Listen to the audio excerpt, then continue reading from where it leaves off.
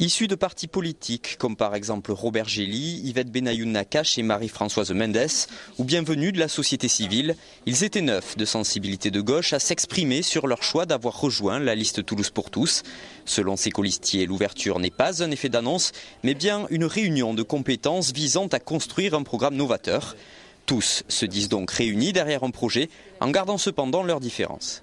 Mais j'estime qu'effectivement, il fallait faire une petite mise au point en disant aux gens, ça n'est pas parce qu'effectivement, nous faisons partie de la gauche, que nous venons rejoindre la liste de Toulouse pour tous, que nous renions ce que nous sommes. Pas du tout. Parce que Jean-Luc Moudenc nous a dit, restez tel que vous êtes. Moi, j'insiste sur votre humanité, sur votre réelle identité, mais une identité, pas de couleur politique, mais notre réelle identité.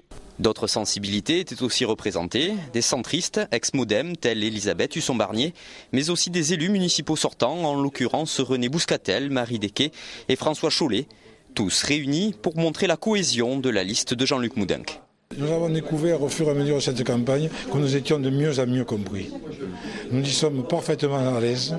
Nous ne sommes pas obligés, excusez le terme, j'ouvre les guillemets, de nous engueuler sur les marchés, ou en faisant du porte-à-porte, ou dans les réunions publiques. Notre démarche est de mieux en mieux comprise. Voir l'humain plutôt que l'étiquette, tel est un credo édicté par les colistiers du candidat centriste. Leur volonté, disent-ils, est d'offrir à une ville qui le mérite un panel municipal élargi en recherchant l'efficacité dans la diversité.